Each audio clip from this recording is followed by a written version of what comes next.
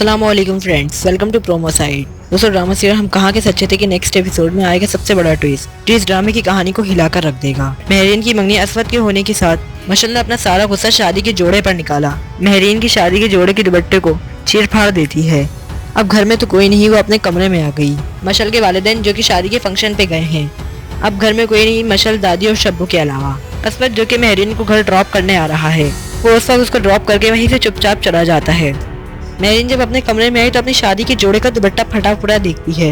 ये देख के उसे शदीद गुस्सा आता है और वो सोचती है बस बहुत हुआ मशल का, आज इसको सबक सिखाना ही पड़ेगा। इसने बहुत कर ली मेरे साथ ज्यादतियाँ। अब महरीन मशल के कमरे में जाके उसे बातें सुनाना शुरू करती है, लेकिन वहाँ पे कुछ अलग ही तमाशा था। मशल मुस्कुराते हुए आती है और महरीन के गले लग जाती है। ये भी आखिरकार उसका हसद ही था।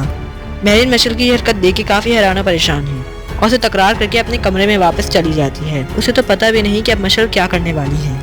लेकिन जब लेट नाइट मशल के वालिदैन घर आए तो उन्होंने शब्बू से पूछा क्या मशल सो गई है, तो वो भी लाइल्मी का इजहार करते हुए कहती है शायद सो ही गई होंगी। जिससे मशल की वालदा शब्बू को उसके कमरे में भेजती है। जब शब्बू उसके कमरे का दरवाजा खोलती है तो हैरान और परेशान रह गई। मशल अपने कमरे में बेसुध पड़ी थी।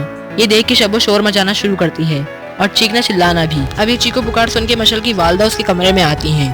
उसकी वालदा जब उसके कमरे में आई तो वो भी खुद देख के हैरान और परेशान रह गई। मशल क्या हुआ तुम्हें, उठो मशल, आंखें खोलो। लेकिन मशल तो अपने कमरे में बेसुध पड़ी है और आखिरकार वो खुदकुशी कर चुकी थी। वो चीखो पुकार सुन के सब लोग मशल के कमरे में जमा हो जाते हैं। लेकिन मशल ने खुदकुशी से पहले एक लेटर लिखा था जो कि असवद के नाम था। अब वही उसने लेटर बॉक्स में भी डलवा दिया ताकि बाद में वो असवद को मिल सके। देखते हैं ये लेटर एपिसोड में दिखाया जाएगा या नहीं। वहाँ असवद की वालदा को जब इस बात की खबर दी गई तो उनके हाथों से फोन गिर गया और वो खुद चीखने रोने लगी। जब असवद को इस सबकी आवाज आई तो वो अपनी वालदा के पास आकर कहता है क्या हुआ अम्मी, किस बात पे रो रही हैं। और जब इस बात का असवद को हुआ तो वो भी सब सुन के हैरान और परेशान रह गया। असवद अपनी वालदा को लेकर जल्द से जल्द महरीन के घर पहुंचा। जब शब्बू से पूछा गया तो उसने बताया कि मुझे ज्यादा तो कुछ पता नहीं, मगर इतना पता है कि महरीन बीबी और मशल बीबी के बीच में झगड़ा हुआ था। महरीन मशल से आके लड़ने लगी तो ये सब हो गया, जिसके बाद मशल की वालदा को शदीद गुस्सा आता है और वो कोई चीज उठा के महरीन को मारने लगी तो असवद वहाँ आ जाता है और वो उनके हाथ से वो चीज छीन लेता है।